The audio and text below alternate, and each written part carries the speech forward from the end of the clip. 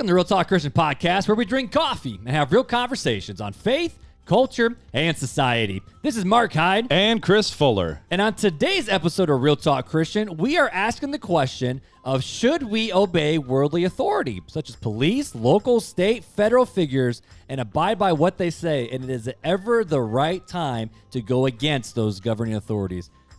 Fuller, you ready for this one, buddy? Let's go. Let's go.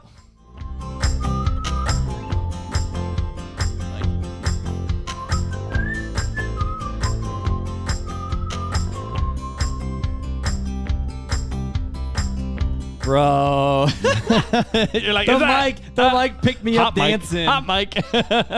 Dude, this song is a bop, bro. Wow. Like, this song is a bop. That was pretty good, Mark. Oh, goodness. Well, we are back for another rendition, special feature. Exactly. The video hopefully is actually working this week. You know, we went back and we previewed the video from last week before we released it, and we had tried a couple new things, and it was very glitchy. We had a lot of technical issues with it, and so we forewent the video last week, which is why you guys did not see a video. Sad.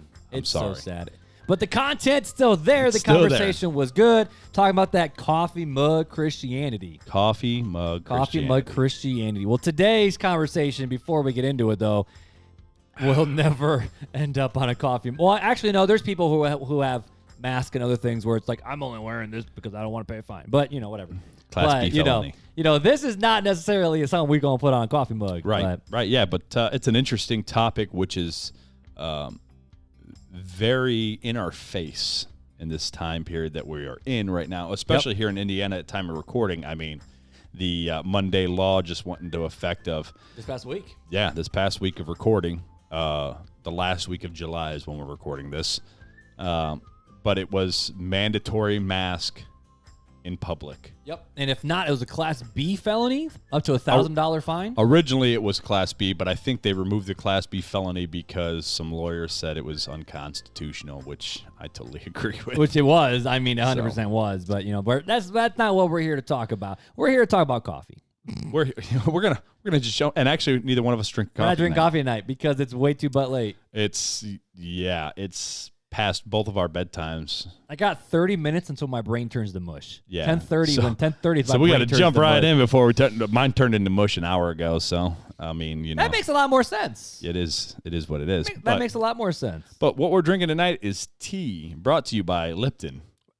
Oh, sorry. No, brought to you by Meyer. I think mine was. Oh, yours Lipton. is name brand Lipton. My Meyer brand. Mine's Paul Lipton. Lindgren, this is for you, our fellow buddy who only drinks tea. Well, decaffeinated tea. Oh well, and it has mine's to be decaf. Yours isn't. Mine's not. I'm sorry, but Paul, this is for you. And I speaking of Paul, he's messaging me right now. Marco Polo. It just popped up on my phone. I love it. So whenever I make tea, I never put sugar in it because I don't think about it. But you're like, dude, you're an idiot. Put sugar in it. You drink sweet tea. I'm like, yeah, you're right.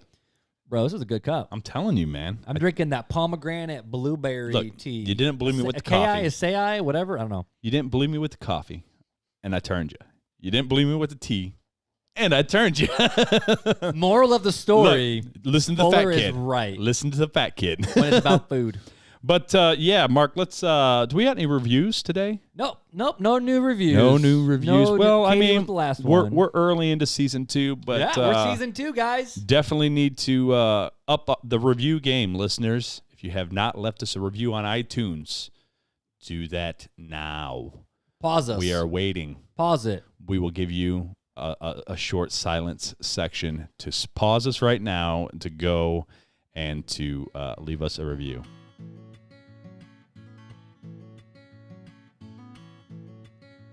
All right, that's good enough. I'm like, how long are we going to hold this out? That's good enough. I was like, what's about to happen? People are like, what, really? All right, that's it. We're turning. Oh, okay, they're back. We're back. Sorry, we're screwing with you. That was a joke. So, no, but if you wouldn't mind leaving us a review, help us get into the ears and the eyes now of future listeners.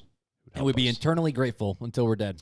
But let's dive into this topic, man, that's very prevalent in today's society. Yeah, set it up, man, because this is on your heart. We talk about how we talk about how we talk about faith, culture, and society. Well, here we go. This kind of encompasses all three: faith, culture, and society. And they've all come to a head. And they have. So we're talking about should we obey, and how much should we obey worldly? What we call worldly. It's not sinners. Sinful worldly. It's like actually like world governing. Like your mayors, your mayors, your governors, your Congress, Senate police, for us in America, Parliament, Congress, right? Whatever, wherever you're wherever. at, those that are in a position over us to make things that impact us, laws and stuff like that.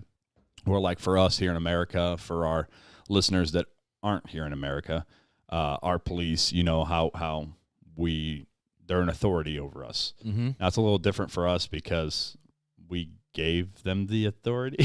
Like they're employed by us, and we gave them that authority to govern us. So, which is very interesting so to think about. Just to set it up, I just want to kind of this is just.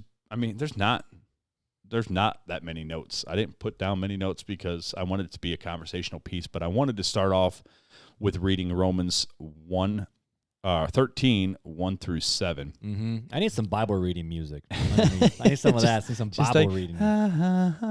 So it says, every person is to be in subjection to the governing authorities, for there is no authority except from God. Huh? Every person is to be in subjection to the governing authorities, period.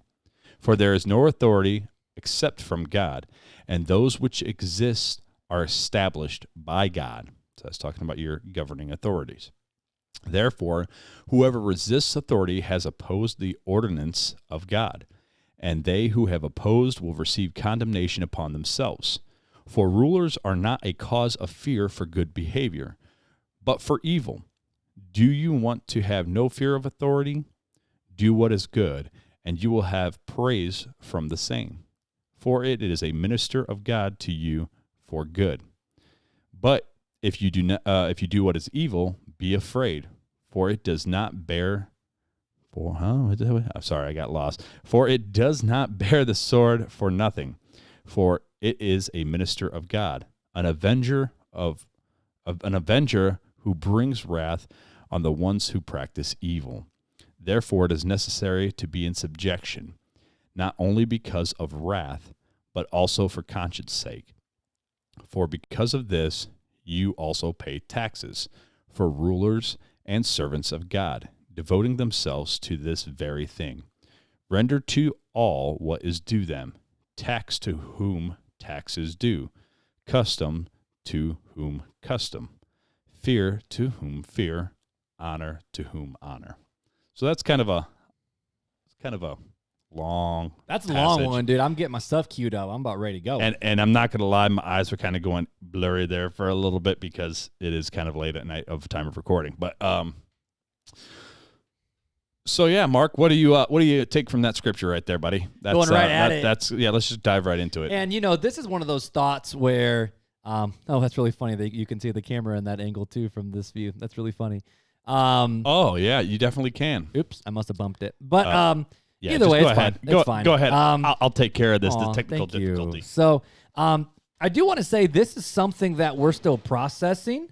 Like this is not necessarily something that we're concrete on. So as you're listening to this conversation, just understand that we're processing this too. Like we're still figuring things out.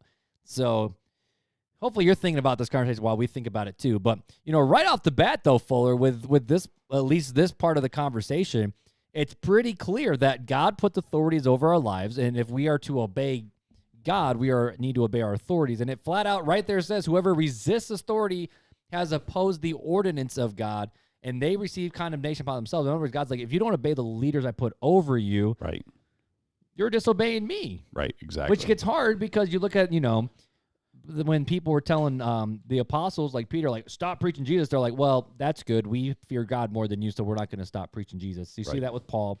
The early church started as originally it was connected to Judaism until the Jewish people were like, nah, you ain't with us either, bro, because you follow Jesus. You have the same, you follow the same God of the Old Testament, but not Jesus. Right. And then all of a sudden, Christianity went underground. Not underground, but like there's a lot of underground things, like the catacombs. They met in the catacombs, and the two. Well, and that was a lot to avoid persecution. Exactly, but the governing authority said you can't worship God. The only God you can worship is Caesar, and they were like, no, we're not going to do that.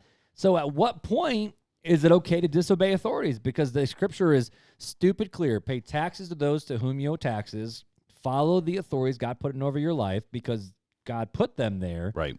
Or be subject to condemnation and wrath. Like, it's pretty clear. Right, yeah. It's very clear. But then we also can look at the story of what is it? Rashak, Meshach, and Abednego. Shadrach, Meshach, and Yeah, Benny. there you go. Yeah. Rack, and Benny. Rack, and Benny. Rack, and Benny. VeggieTales, VeggieTales. But how a statue was erected from, was it gold or From gold. brass? I think gold. Of the King Nebuchadnezzar, and how they were all commanded to bow down and worship, and Rack, and Benny, that's easier for me to say, said no, we only bow down to one, and that's God, that's the Lord. And so they went against the governing authority, Mark. So I mean, how does that work if we're told in Romans not to go against it? But we see evidence throughout the Bible several times over Daniel praying when nobody should be praying except to Xerxes? No, it wasn't Xerxes. Darius. It was, Darius. There we go. Yeah, that's another VeggieTale one. So It actually is. So I mean, we see it's riddled throughout the Bible of when Christians and people of faith and people of God have gone against the governing authority. So what really causes us to know when we should obey and when we should not obey? And okay, so I think the only way we can answer that is looking at scripture. Let's go. Let go. Because you see Daniel. I mean, Right. with, Shadrach, Meshach, and Abednego. It was Right. you will worship this. Like, no, we're going to worship God. Daniel is like, you can only pray to Darius, and he's like, no, I only pray to Yahweh. Right. You see in the New Testament when they said stop preaching Jesus, they're like, no, we are going to always preach Jesus, whether you Right. tell us or not. Well, we even saw it with the ride of Jesus into Jerusalem when the Pharisees told Jesus, "Hey, tell your disciple to shut up." And Jesus is like, if they're quiet, even the stones themselves will cry out. I mean, Right. that's a big So thing. every time we see this where the governing authorities have been defied is when it comes to who will you worship? Who are you worshiping? Right. And this is where the conversation kind of comes to a head, though, because, we see in the early church, Christianity was outlawed, but the Christians gathered secretly and before the sun rose. Right. And they actually would worship in these considered spooky places that the Romans didn't go into the catacombs. So that's what the Christians were like, we ain't scared of the dead. They dead. Let's go. And for people that don't know what a catacomb is, The tomb. It's an underground grave. That's what it is. And it's open. Yeah. Like there's just bodies there. Yeah, right. And so, but the Romans have Can you a lot of imagine the smell? Oh, geez. Maybe worse than poopy diapers, Like man. rotting flesh. Well, they would do something to preserve it, I think, though, right? Yeah, but come on, it's rotting flesh. How much can you? I mean, there's only so much Febreze. That's right. That's true. That's especially back in the day, Right. But you'd see the Christians they would go down there because the Romans wouldn't go down there because of superstition. And Right. Christians we serve the God of the living, not the dead. So Right. those are just nasty, rotten bodies. That'd Right. be cool. So you see them openly defying the Roman government to gather together, and this is where the conversation hits because right now we're in COVID season. People thought it was only going to be 2 weeks and then a month, and now we're end of July. I mean, time of recording. I mean, not time, but time of recording. But now it's August when we're listening to this. Right. And I mean, who knows what's going to happen in the next 3 weeks? We don't know. Everything's been changing week to week. And at what point do we as Christians have the right to question our authority? Because that's what the difference between, Americans have that ability over if you have a king or whatever who could literally say, well, that's fine. You disagree with me. There goes your head. Right. And so Americans, we have the right for freedom and, don't tread on me. And it's funny, my body, my choice and all these different things. And I'm not saying that's right. I'm just saying a lot of Americans will have this. Right. But when it comes to COVID and we're told you can't worship in a church anymore, and there's pastors specifically, just this past week, the big pastor, John MacArthur, you may have heard him or not. He's down in the valley. Grace to you, wrote amazing commentaries, great expositor. Disagree with him on a lot of things, but that's okay.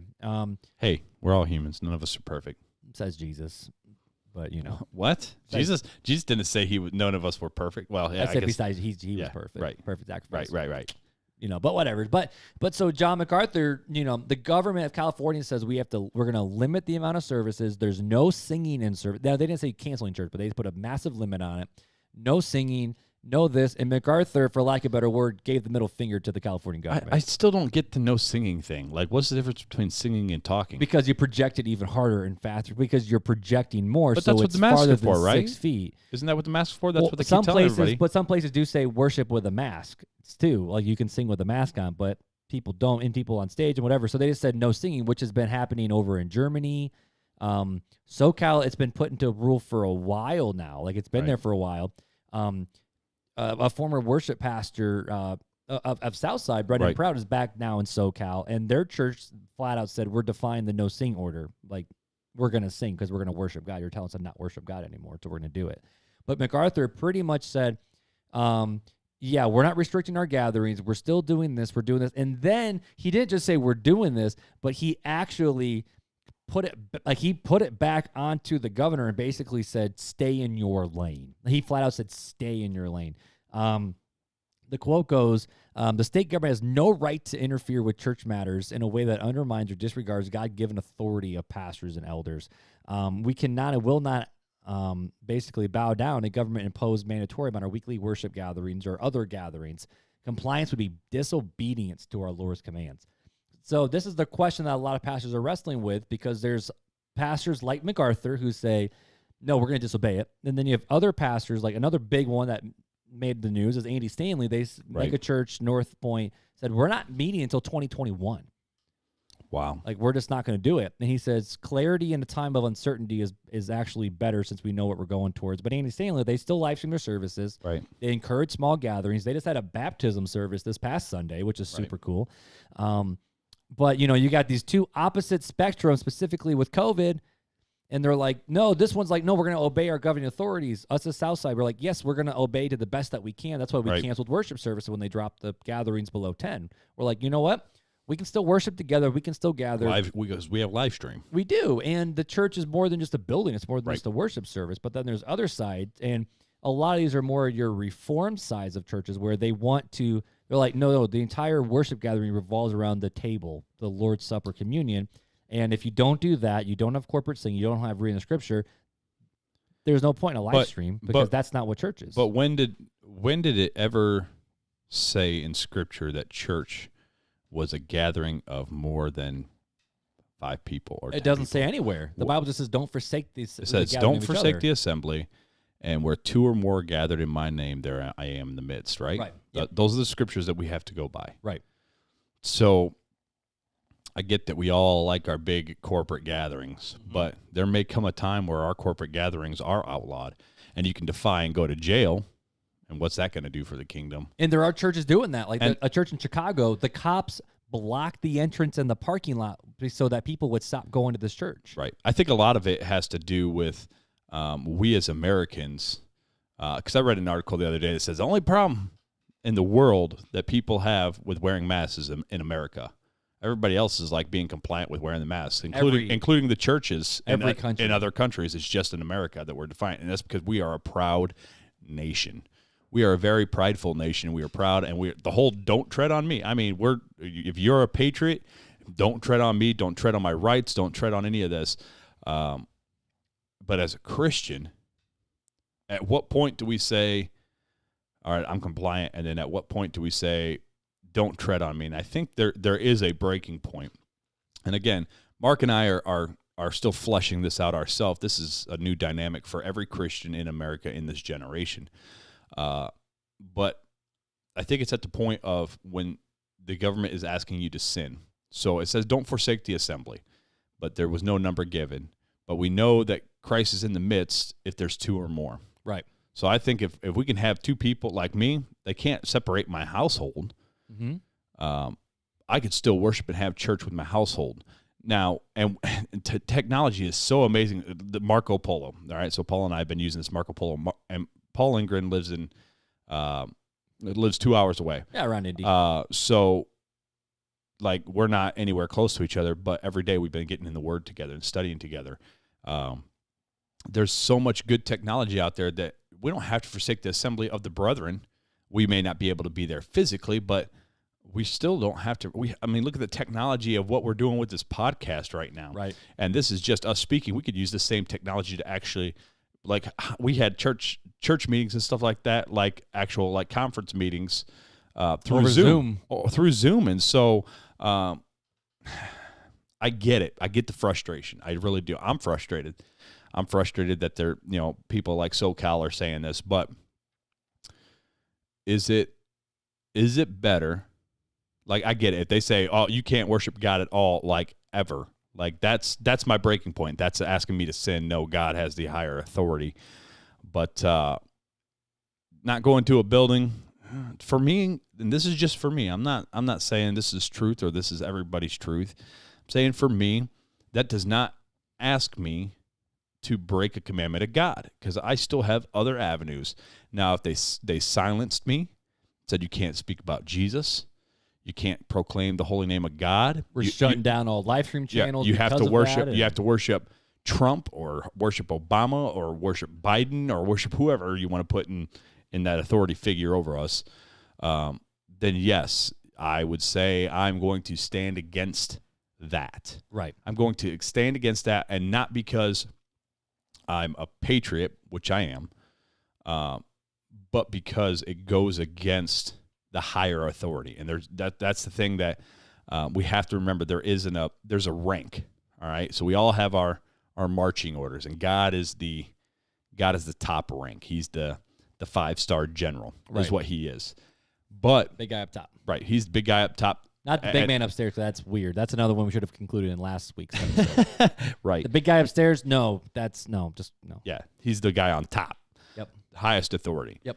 And if you think about it in that aspect, you also have to think about that sometimes governing authorities may be out of line, but may not be out of line. What if God's using them to teach the church something? What if he's not? Right, because you see in the Old Testament and it says like God used different people, like Babylon. Yeah, he used terrible people to bring about his perfect means. Well, or perfect end. To bring about discipline on his people for right. disobedience. Right.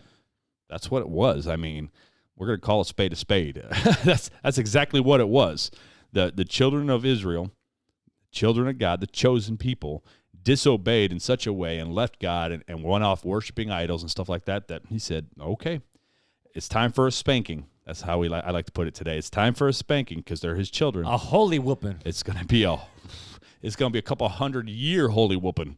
Because you guys are going to be killed and then enslaved and beaten while you're enslaved, and you're just all sorts of other horrible things that are going to happen to the children of Israel. And so, am I saying that that's what's going on now? No, I'm not saying that, but I'm just saying you can't count that out.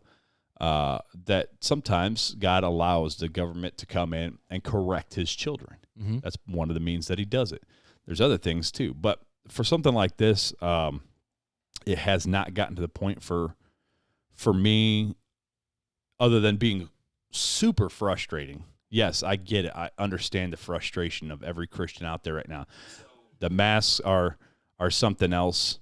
They're annoying to me. You know, I go see a chiropractor a couple times a week, and I just had to start this week wearing the mask, and it's very annoying, very, very annoying. Right.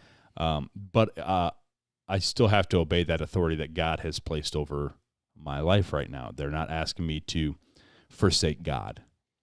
So, and I'm trying to find the video because since we're processing this, I feel like I'm trying to read content as it pops up in our head. Right. I'm reading through because John MacArthur wrote a secondary issue or follow-up where he defended his belief. He says MacArthur is the church is protesting lies, deception for the sake of the truth. So he's basically saying that this is a bunch of baloney, and we're gonna rebel against it. And and there's even Jeff Durbin from Apologia Studios who had this conversation, and he said that social nodding, or whatever you want to call it, like you just because it's socially fine, social nodding is actually like he almost said it was a sin. Whereas the fact of if these are lies and all these different things, and we're just bowing to it, are we actually not using our sound mind and logic, and because God says worship him with his mind too. Because if we just go along with, and I'm not comparing this to anyone, just so you know, but some people have actually compared this to when Hitler started doing things, and people just started following suit. Right. Well, no, people just started following suit for things. Right. But people are asking for America, is this leading to a bigger problem, a bigger situation of government control and all these different things? And it's like, can we separate what it means to be an American versus what it means to be a Christian? And that's kind of my question that I was about ready to ask. And that's the big thing. It's and I'm wrestling with this. We've taken our Christian walks as Americans and our patriotism, and they are so intermingled that we're having a hard time seeing really what God would have us do. Right. And I don't see anywhere in the New Testament where the church took up arms against the government, even with Nero. Nero persecuted the Jews and stuff like that, and so the New Testament church was part of that. Right. But we're not taking up arms. We're living in this thing that they created for right. us. But that's what I'm saying, though. I don't see the church throughout history other than the Middle Ages, which that's a whole nother topic that I don't agree with of the Crusades. But nope. Bad history. You don't see the church taking up arms against the government. The church itself, the true church, the followers of the way. I don't see it. I don't see it through our church fathers, early church history. I don't see it. So to me, I'm trying to separate being an American because it's hard. Right. But can we separate the two? Like when it comes to like immigration and refugees, as a Christian, I say, yes, obey your government authorities. But as a Christian, for my brother, if I meet someone who's illegal, I'm not going to turn him in. Well, then see, that's the question, this is where it gets a little hairy. This is where it gets hairy. Because turning them in, they've done something illegal, right? Right. To the world standards. Right. So something illegal was done to the standards, so they disobeyed the authority in their life. Right. Right? So they started the act of disobedience. So do you disobey and defy the government, which is an act of disobedience? Or do you talk with them about what a Christian's responsibility is? Or do you talk to them and say, listen, if they're a Christian, you're in disobedience against God by doing this. This is illegal and you're in disobedience. You really need to either turn yourself in or go back to figure out a way to get back to where you're at and have God use you there. And that's not a great thing to think about because a lot of these people come from horrible situations, but it's still civil disobedience. When you disobey a law that is not a sinful law, it's disobedience to God. You're disobeying the direct authority. So do you help and obey in somebody's sin? And then that's you sinning as well. Or do you try to, as we're supposed to, correct a brother in love, right, and in grace? Not necessarily turn them in. I'm not saying like, oh, yep, I got an illegal right here, I'm turning them in. I'm not saying that. I'm saying go to that, if you know that brother is a brother. Right, or minister to them. Right. Then you have a responsibility to tell them what they're doing is wrong. And this is where I'm trying to figure things out. Again, going back to America versus not. Like when you go to other countries like England or heck, even Canada, America was born out of rebellion. Right. We have rebellion in our bones. Yeah. Like 100%. Right. You see, and that's just it. Like I listened to a podcast out of England, and they're not talking about the rights and wrong. They're just like, how this is what our government told us, so how do we serve in this climate? That's where I'm looking for. How do we serve our people, their pastors, their teachers, their authors? Like, how do we serve our people in this climate when the government says we can't meet? All right, let's be creative and let's figure this out. Versus America, where it's like, no, we're gonna, because America giving them the spiritual middle finger kind of thing. Basically, because in America we have the ability to, and if you're not, I know we have listeners not in America, so right. You know, we're speaking for us is. America has the ability to change laws, policies, and procedures, even if we disagree with them. So if we just, and I'm not saying we are, I'm just processing. Right. But if we bow down to everything versus ask why, is that actually not being a good steward of the freedoms that we have been given? Like in terms of, okay, like with this COVID thing, like America has the right to vote their opinion, and politicians have the do all these different things. To vote politician, then yes, but not to change laws at the whim. Right. That is not we were established and all have agreed. And if you don't like it, then I guess as an American, get out to the polling station this fall and vote for somebody you think that it can do better. But in my opinion, we haven't had anybody better that to vote for. We're voting for the better of two evils. Right.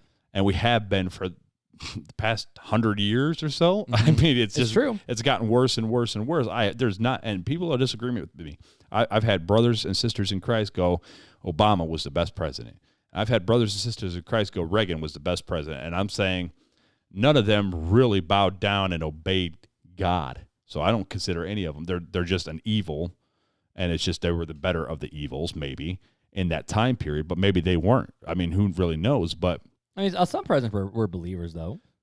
Every president has claimed to be a believer, but we're some actual believers. We don't know. We're not there on the day to day. But I think you can put a facade on. Right. I could put a facade on. I could put a facade that, whatever you want to believe. I don't care. Well, I'm just thinking like not George W. Bush, but I say that like George like Sr. But George Sr., like, he was a member at the same church down in Texas for his entire life up until he died. Yeah. So, and he was a faithful active I'm not saying member and teacher. I'm not saying that there wasn't actual Right. Christians. I'm just saying we don't really know. We don't want to call our presidents evil. I'm not.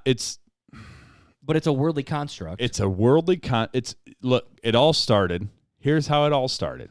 Israel wanted a king. Okay? Mm-hmm. That's how it starts. They wanted a king. They didn't want the prophets anymore. They wanted a king. And they demanded a king, so God gave them a king. And ever since then, kings, being men of God, have still been evil. And it's because they're corruptible. Mm-hmm. Rather than following God, they can be corrupted. And in our country, and again, I'm a patriot to the hilt, but in our country, it's not just about the president. Right. It's about everybody in Congress, everybody in the Senate, and all the judicial areas, state levels, local levels. I mean, there's all sorts of stuff. So to say everybody's a Christian all at the same time, don't kid yourself. And I don't mean to make this a political thing, but don't kid yourself. I get out and I vote every election. Right. That's my civic duty. That's part of our duty as Christians, is to participate in the place that God has placed us, but also to submit in the authority. And I think Christians in America, a lot of the time, have issues with authority. Other than if it's not God, I have an issue with it. If it's not my pastor, and even if it is my pastor, I still have an issue with it. I mean, I don't listen.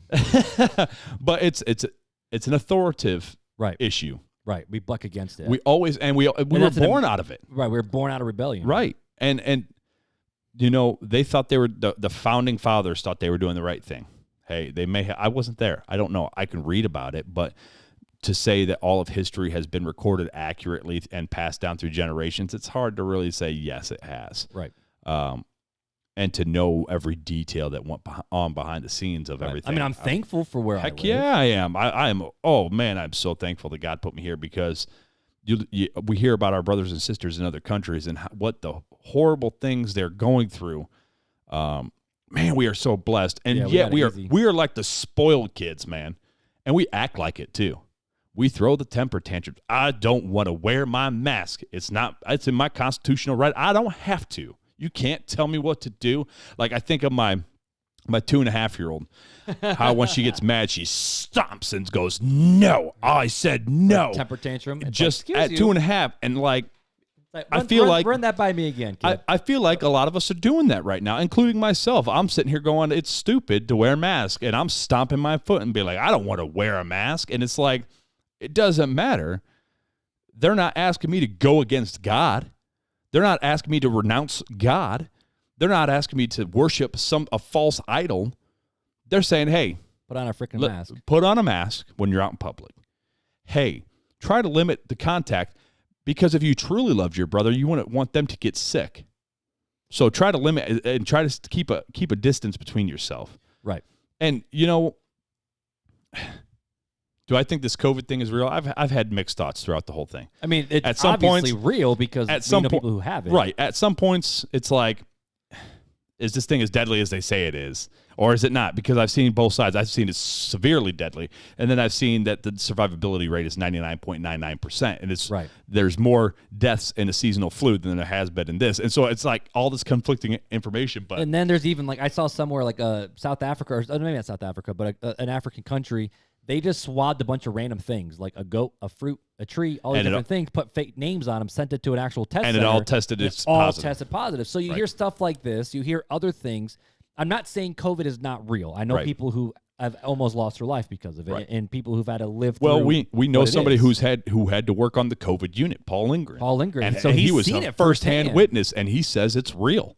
He says it's horrible. It is horrible. And we're not saying it's not. Right. But what a lot of people are saying is we have, and I'm not saying I'm agreeing with one side or the other. I'm just saying what this side says. So, but it's the fact of, we have never responded to anything like this before in the past. So why responding to this in this way now? Is media creating a false narrative? Supposedly there's a cure, so we don't need a vaccine to stop it because there's a cure. So is this just one big ploy? And this is where a lot of conspiracy theorists will go, and the question is a conspiracy, is years ago, Bill Gates had that massive TED Talk where he's like, we are over the threshold for the earth to be okay. We actually need this many people to die to be okay. Right. And then all of a sudden COVID hits, and then now they're pushing for a vaccine. And that's been the whole push of abortion clinics, though, too. Right. Is to keep us from overpopulating the earth. Right, yeah. Planned Parenthood that's is what it's not all about. A good thing. No, it's not. And that's exactly what it's about. It's selective breeding. And if we want to talk about what Planned Parenthood actually for, and now Black Lives Matter is hand in hand with Planned Parenthood, when in reality it was kind of like one was trying to literally eradicate the Black Americans that are beautiful. I mean all people are beautiful. Well, Black lives are beautiful. They want to get rid of them because they thought they were a lesser class. It wasn't that just them. It was the Jewish people, and also everybody. The lady who came up with it was basically a Nazi. She was awful. Yeah, the way she thought in the very beginning and when she first proposed all this stuff was horrible. Right. Absolutely horrible. So a lot of these people who are conspiracy theorists are saying all these various different things, and now child abductions can go up because everybody's masked. And does the mask actually do anything? Why are we having all these things? Are we bowing down to a lie of a bigger ploy? And do we have the right as an American to speak up?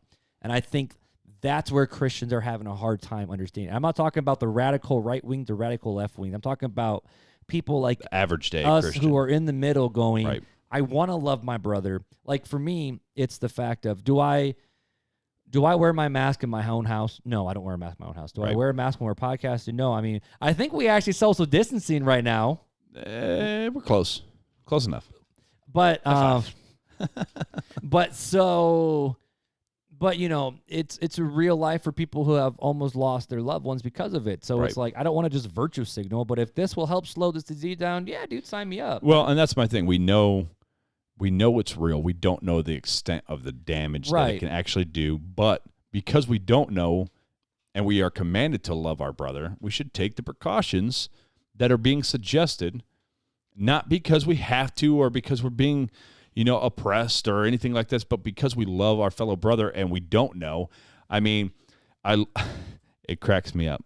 It cracks me up how I think about when the Mueller report was going on, and everybody, both sides of the aisle, Christian, non-Christian, they were lawyers. They were experts in the field of being a lawyer and experts on the law. Right. And then COVID hits, and everybody's an expert doctor, and they're experts on all medical things. Right. And then Black Lives Matter hits, and everybody's an expert on that. On social issues. And then now we're back to COVID, and everybody's an expert on it again. And it's like, that's American for you. Right. We're always an expert because we think that we have data at the end of our fingertips, and then we can type anything into Google, and it gives us an answer.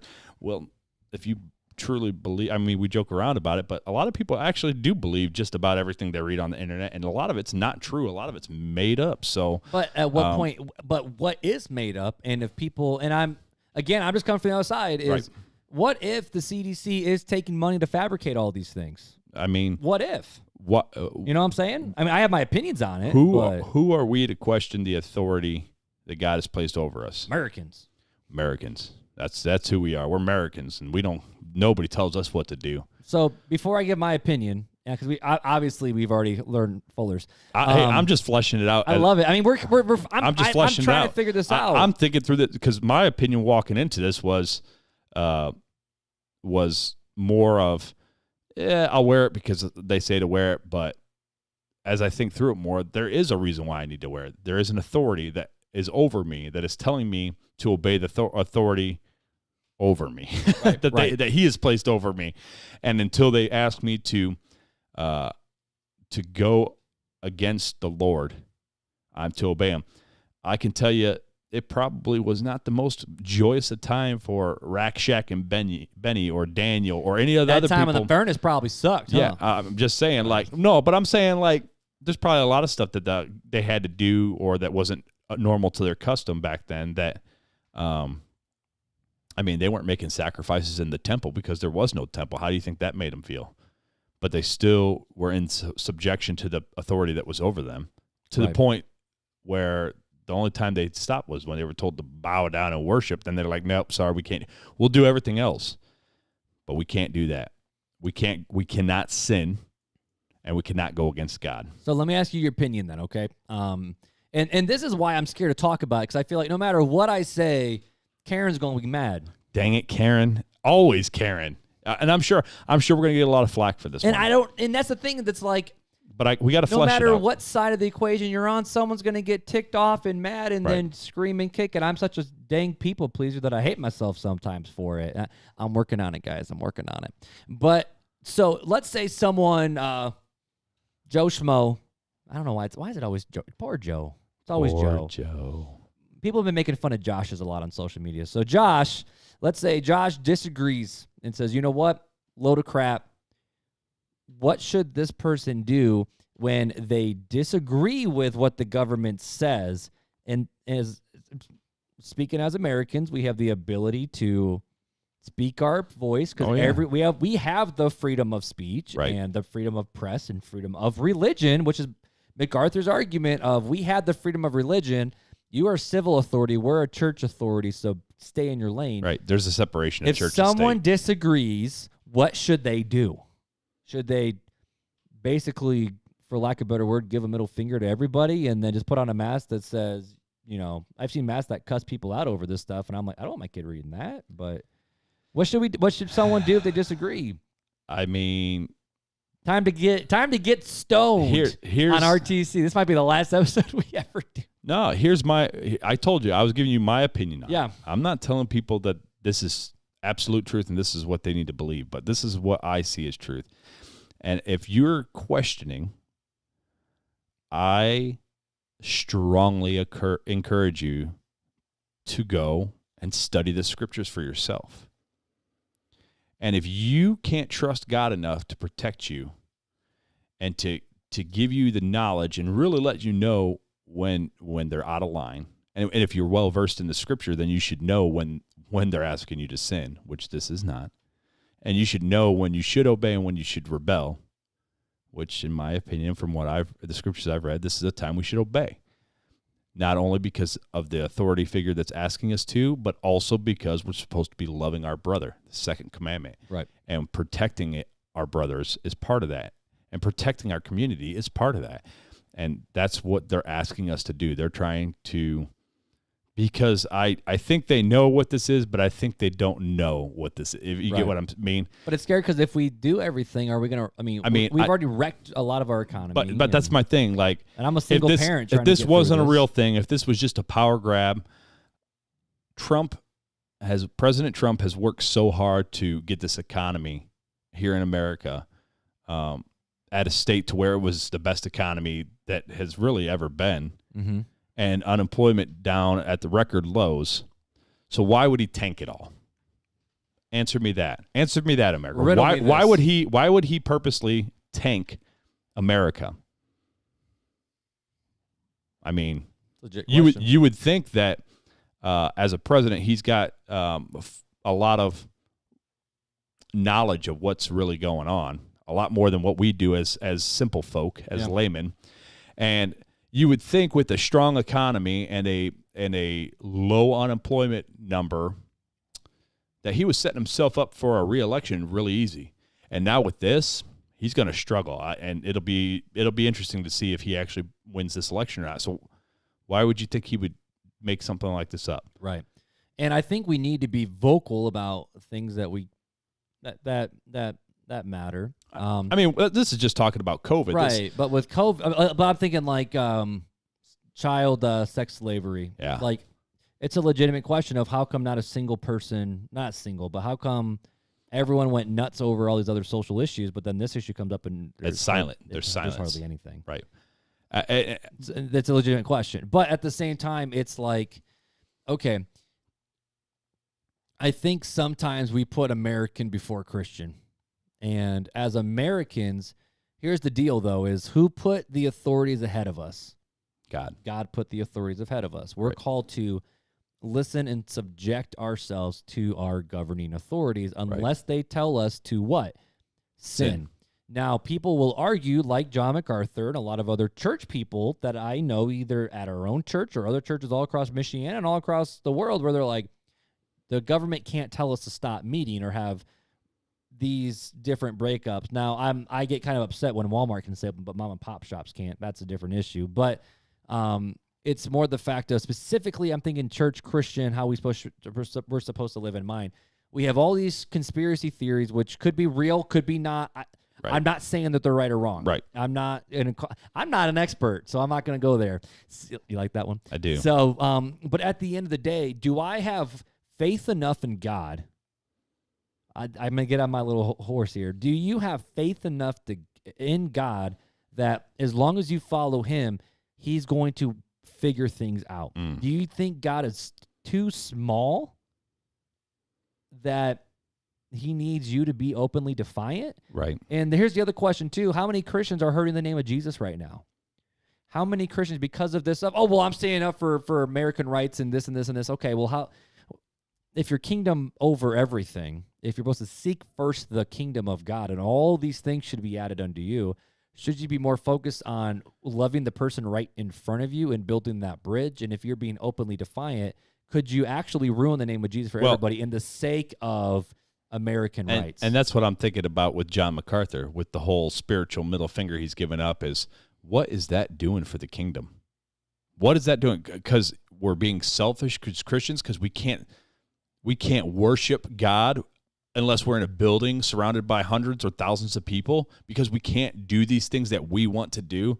We're going to say, basically, screw you, we're defying you, which is actually defiance of God. No wonder why I think the church is, why we're waiting for Jesus to come back. The church ain't ready. Mm-hmm. We're not ready. I want to be a Uriah. That's who I want to be. You remember Uriah, right? Uriah the Hittite?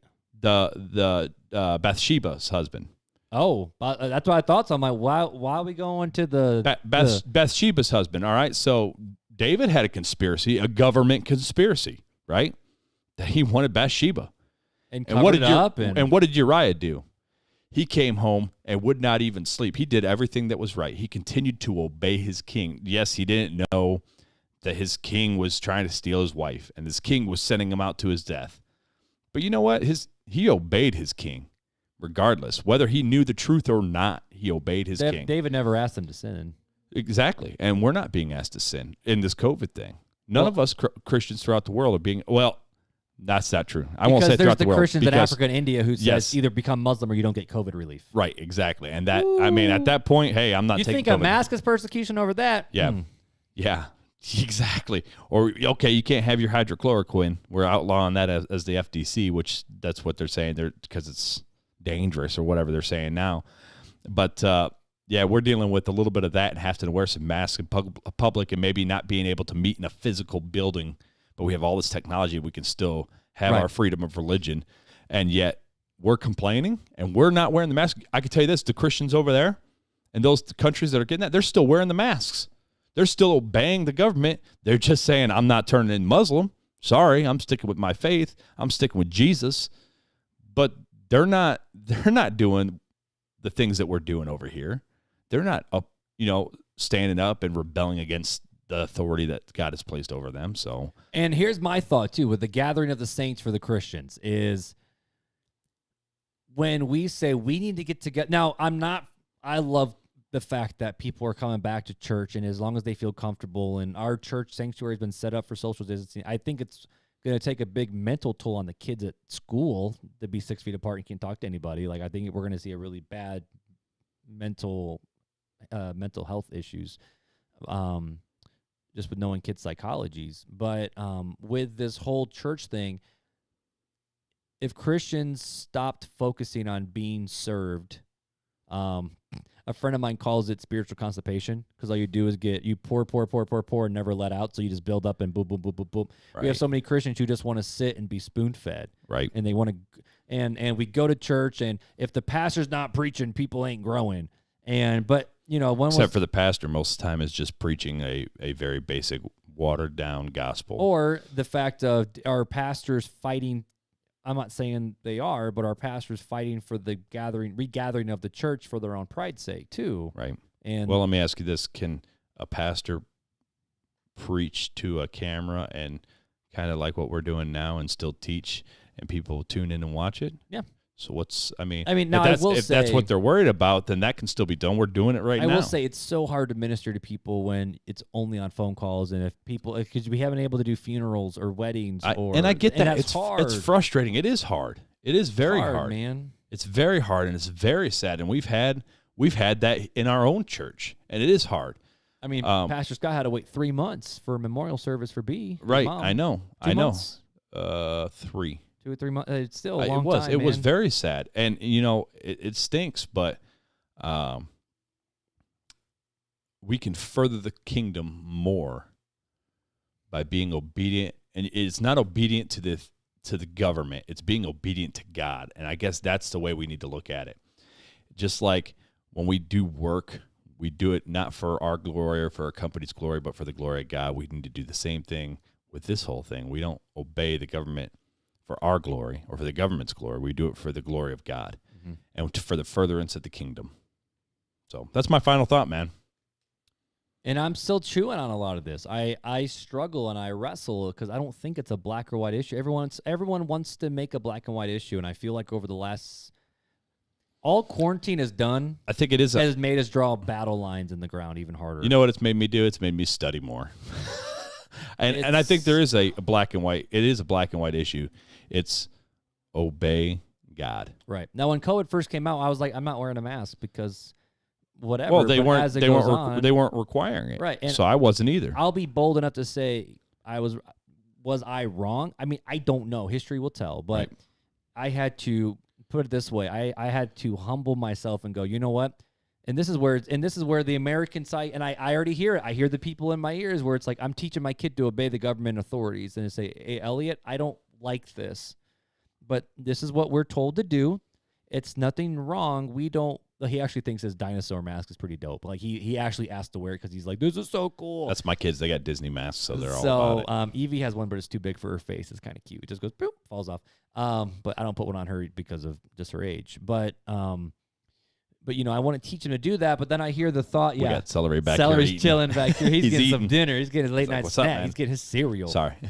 Anyways. But then I hear those voices in the back where it's like, well, Mark, what if the government is wrong and you're bowing down to the higher power at B? And it's like, okay, so as Christians, though. But what am I bowing down to? Right. Are you hurting your witness? Are you not following God? And this is the part where I know people who get very passionate about these things on both sides of the spectrum. Mm-hmm. And the question is are we so focused on being Americans that we forget what it even means to be a Christian? Right. And here's the question too then, do we hold to the Constitution more than we hold on to the Bible? Right. That's a good point. And that's not to say we shouldn't hold to the Constitution, because as Americans, we are supposed to hold our government authorities as this is your job. You're not doing it. Okay, well then you're out next term. Well, exactly. Like that's our role as Americans. Right. We have that right. And that's why I vote. That role. Someone once asked me, they're like, "Well, as a Christian, do you vote?" I'm like, "Yeah, because with great power comes great responsibility." That's in the Bible somewhere. But so many Christians go, "Well, His kingdom is not of this world, so why would I vote?" Exactly. And it's but like, who much is given, much is required. So man. I don't want to hear you complaining about the government if you're not out there voting, because we have been placed in this country and we have a role to play in this country, and part of that role is voting for those who will help the country, and it'll keep allowing us to be able to further the gospel. That's the purpose of our role here. So I guess my final thought is, unless the government says, and this is what MacArthur's saying. MacArthur's saying, stay in your lane. I'm keeping the government in check, and you're telling us not to worship and all these different things. I'm like, okay. But he's not telling them not to worship. He's just saying, hey, you can't worship together in such large gatherings. Because we want to try to contain this thing. Right. My personal We're opinion, trying to keep people as safe as possible. as much as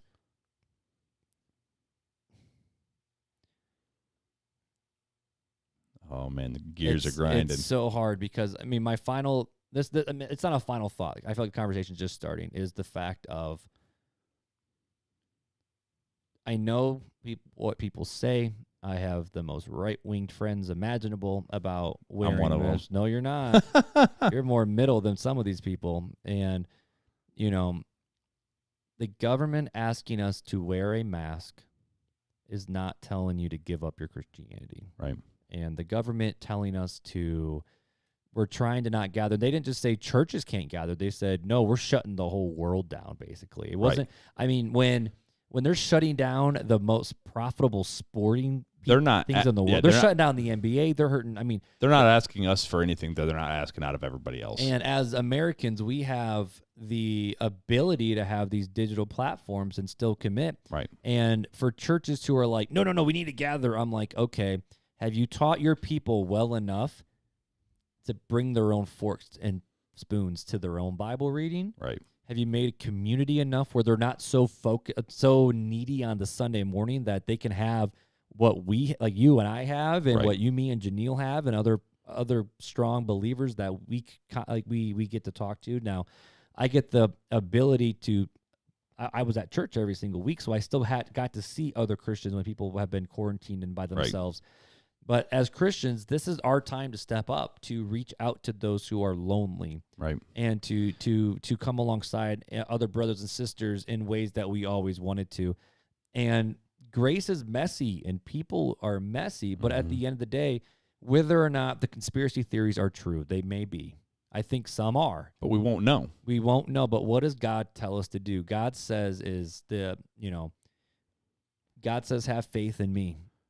Go back. Look at Job. He says, where were you when I created this? Right. Do you not believe I'm big enough and powerful enough to handle this? Right. And you read it right there in Romans. Romans 13. It flat out lays it out. And here's the funny thing is it says, that first part of that passage is all talking about our responsibility to the state. But then you know what our primary duty is? That scripture right after that? Right. It's love. Right. Romans 13 and 1 Corinthians 13. You can be completely right and be an annoying gong if you don't have love in it. Right. And, right after we talk about government authorities, it says, don't owe anyone anything, money, except love one another. For the one who loves another has fulfilled the law. The commandments: do not commit adultery, don't murder, don't steal, don't covet. And any other commandment can be summed up in this: love your neighbor as yourself. Love does no wrong to a neighbor. Therefore, this is the fulfillment of love. So if you want to love your neighbor, give them their distance. In my opinion, wear a stinking mask. I know it's a bold statement, and with a lot of friends that I have. Yeah, and same here. I totally get it. I hate it. I don't want to wear it, but I do. And for those Christians that are like getting all tight and tense right now, I would say, go study the scriptures. If you think we're wrong, study the scriptures. Find the scriptures and reach out to us. I will gladly answer questions. I will gladly take rebuke if we're wrong. But I don't see that we're wrong. I see that this is by obeying the authority that God has put over us. And in this instance, we are loving our brothers by trying to protect them if this thing is real. Because we don't know. Again, they're conspiracies. Well, what's a conspiracy? Well, it's a thought about what we think is going on. And I'm not saying don't research and don't think about it. Yeah, go ahead. Go for it. Do what you do. But remember to research the Bible first. And the Bible even says, because people ask Jesus, and Jesus is like, okay, give me the coin. Whose face is on the coin? Right. Give to Caesar what is Caesar's, and give unto God what is God's. Right. Jesus never once said, because Jesus right there could have said, screw the government. Right. But he didn't. There's many times he could have said that, but he never did. But he put himself in subjection to the government. Yeah, he did. He did. He did. And he was the higher authority. No, I mean, he was crucified because he claimed he said he was king of the Jews, which is a rebel. But, okay, Rome was in authority during that time, right? Right. So he allowed himself to be taken to Pontius Pilate for sentencing. He didn't have to. Now he did because he already knew it was coming and he already knew why he was doing it. But if Jesus submitted, we could submit. we can submit. But anyways. I'm tense, bro. I'm tense. I feel like I need a back massage, but since we can't get back massages on the podcast, we're going to do something different instead. Time for Fun Facts with Fuller. I love it. That laugh. That's the one right there. That laugh makes everything better. It does. Do you have a fun fact? Because we need one, buddy. I feel very stressed to right roll now. us out of this intense conversation, which has gone on way longer than we even assumed it would. That's because we're processing it. We are. Let's run into a fun fact here. So the fun fact of the day, And Mark, I don't even know this one, man. Mark, did you know the first potato chip flavor was cheese and onion? Wait. What? It was cheese and onion. But then why does Lay say the original is just original? Like it's just some potatoes. Just hold on. I'll explain. I'm not okay with this. Yeah, but it's the first flavor. Okay. The first flavor That's was valid. cheese and onion. So before Cool Ranch, barbecue, or sour cream and onion, there was cheese and onion, invented in 1954 by a fellow named Joe Spud Murphy. No way. That was his nickname, was Spud. Oh, bust that. That was his real name. That'd be awesome. The flavored potato chip was a novelty at the time when you could pretty much get your chips salted, and that was it. So that's the original, just salted. Gotcha. So his seasoning of the chips would pave the way for all that we love about the junk food from that day forward. And as you can see, I love my junk food. So And we love coffee and tea and all everything the good else, things. so. All the good things. Well, guys, I'm scared to say this now after we had this conversation, but we want to know your thoughts. Yeah, let's hear your thoughts. You know, Facebook, DM us, shoot us a text, shoot us an email. All the stuff is in the show notes, and it's very accessible. Hopefully by this point the website will be launched. If not, I apologize. We'll be getting there soon. It's a lot harder than what you think. But let's continue the conversation offline. You want to know more? You want to chit chat? Facebook, Instagram, Real Talk Christian Podcast. Text us at 574-400-5352. Yep. Make sure you listen to Spotify, Google, and if you listen on Apple iTunes, please leave us a review because that is the best way for us to get into eyes and ears. And if you're watching us on YouTube, because the video actually worked this week, Yay. you guys are awesome. We love you guys too. You're also part of the RTC family. But until next time, Take it easy.